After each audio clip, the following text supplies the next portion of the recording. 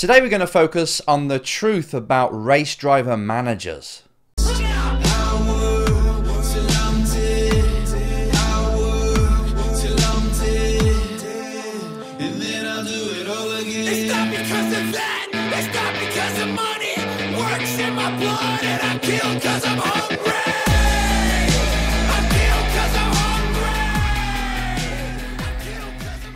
Hi everybody, Enzo here. Welcome to episode 10 of season 2 of the Race Driver Coach Show. How are you all doing? I hope that the last video didn't scare you off, because some people said I was a bit angry in it, which I don't think I was. I was just passionate about talking to you, about grabbing you around the scruff of the neck and saying, listen up pal, this is all on you. And maybe I got a bit hot and sweaty. I needed a towel, if you remember. Maybe I went in too deep. I don't know. But it's starting to set with me now that usually it's the driver themselves, the people that are watching these videos, that need to realize that it's all on them. So if I do get a bit passionate about it, it's because I really care. I really want you to succeed at this goal, this dream that you've got in racing, because I know you can. And the only thing holding you back is you. Is how you master this. Is how you master your time and how you dedicate yourself. If you saw the post I put up the other day of Arnold Schwarzenegger saying that the worst thing is to let you down is to fail. The worst thing is to fail through your own laziness. And it's just so true. You've got all these excuses why you fail. All of them.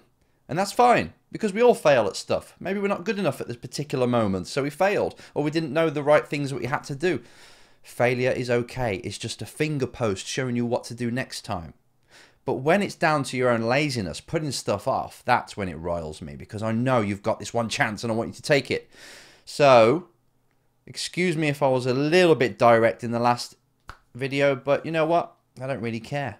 I don't care, because I've got to do whatever it takes to get through to you and make sure you don't just listen to these videos, but you take action on this information I'm giving you. I've taken this the last 20 years, compiling all my best advice, learning it on the go actually, and just showing you it and saying this is how people have done it. This is how I've helped people to succeed. That's how they've done it themselves. People I don't even know, this is how they did it, and I'm bringing it to you. So when I offer this advice, I'm doing it in a way that I want you to actually act on it.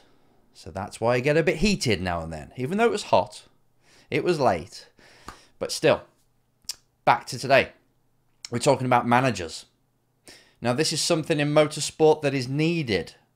You need a manager, you need people, you need your PR people, you need your fitness trainer, you need your coach, you need all these people around you, your team boss, to help contribute, should I say, towards the career of yours, so you can get this goal that you want in racing.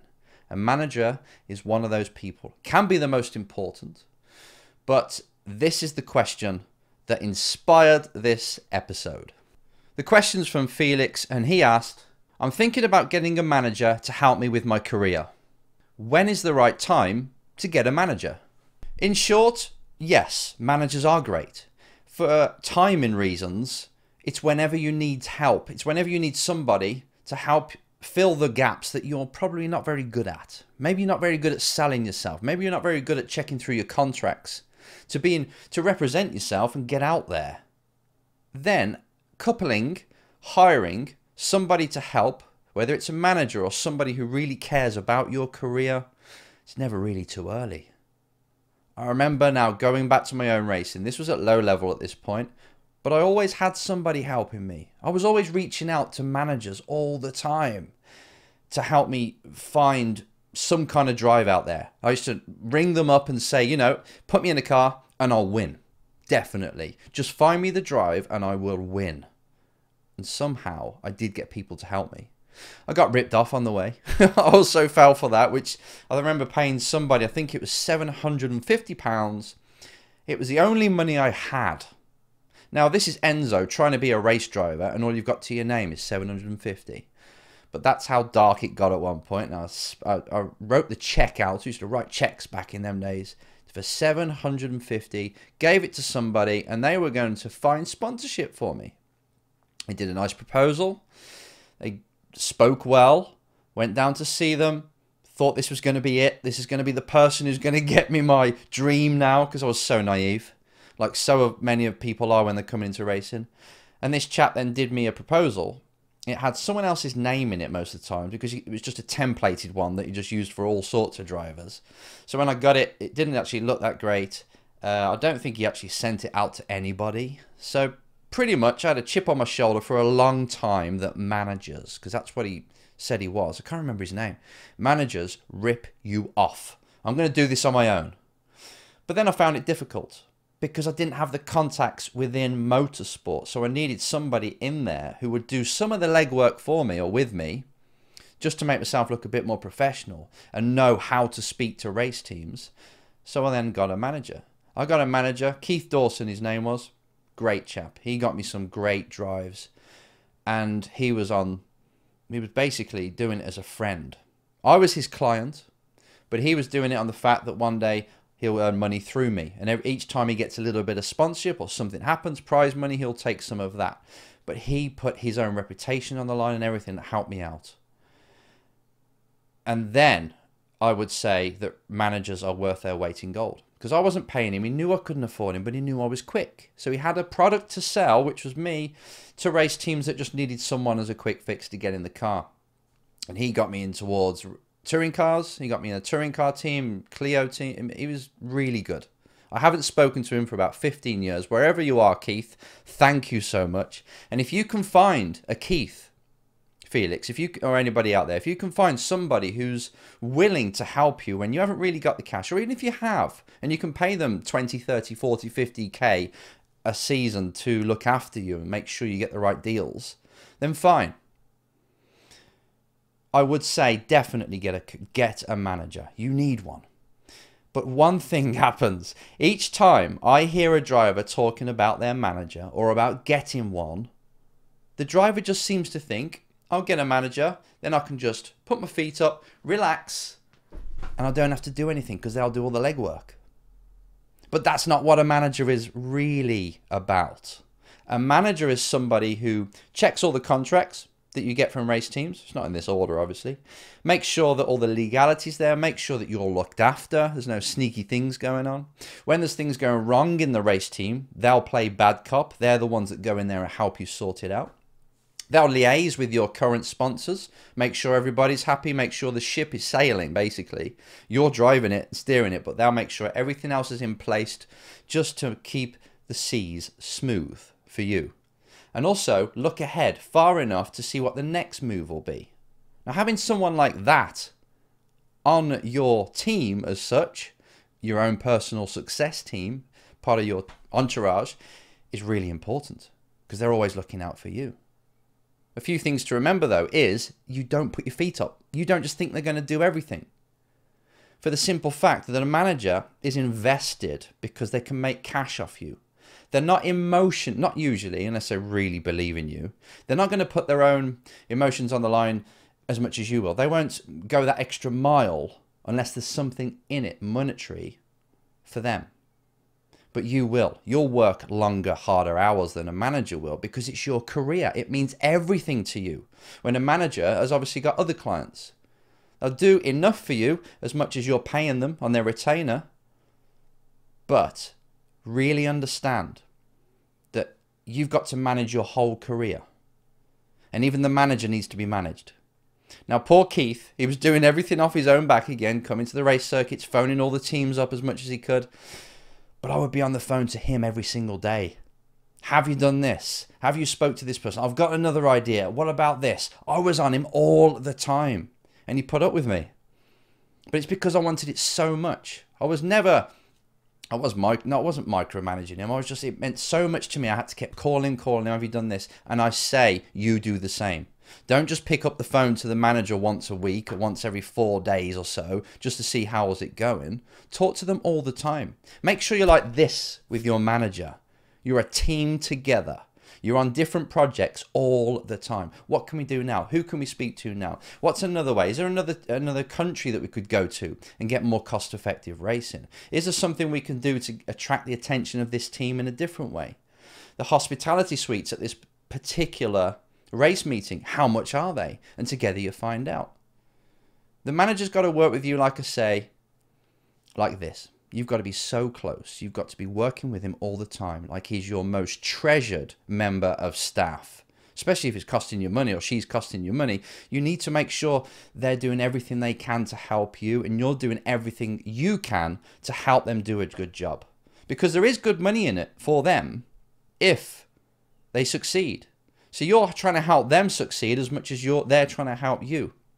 So I don't think it's ever too early or too late to get a manager, because that's somebody else who's working for you, right? And you need people. There's obviously people out there. There's managers out there that take liberties. They just take drivers and they use them in a way that benefits their own company more than the driver themselves. So look out for these people. The best way to look out for these people is to talk to others in the industry. If you speak to a team that you know that manager's already been to, taken drivers to before, call the team up and ask them, you know, what's this person like? Are they a trustworthy manager? Will they do good for my career, do you think?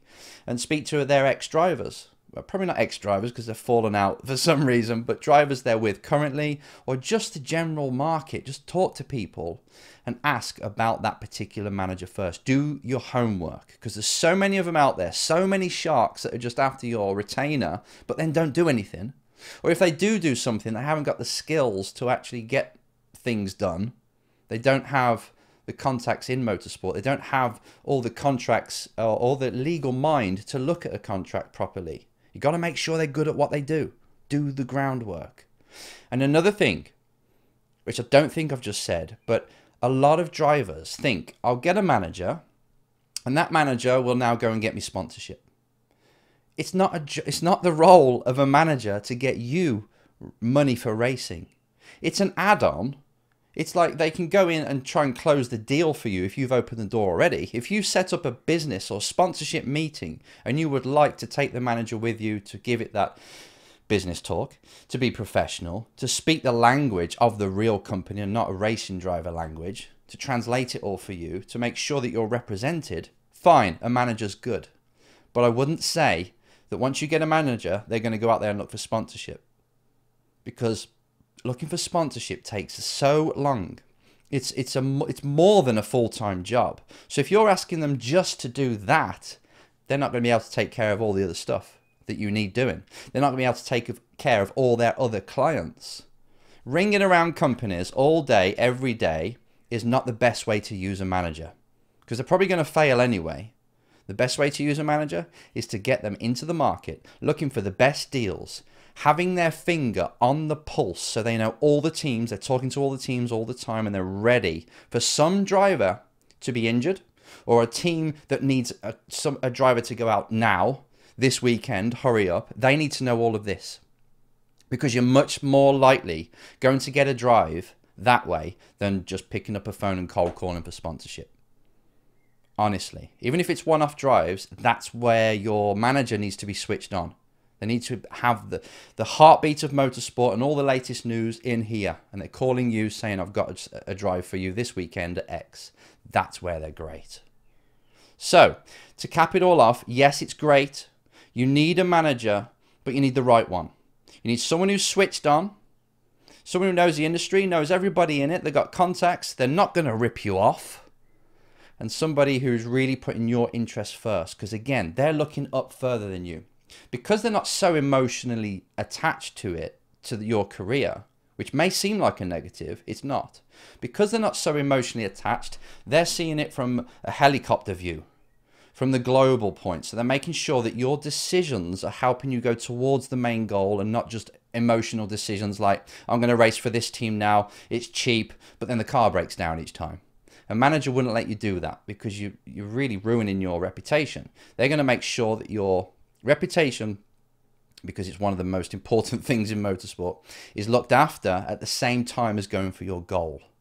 So I can't see any downside to getting a manager if you get a trustworthy one that's in it for you. Okay, Felix, everybody out there, managers are great, but just make sure you get a good one.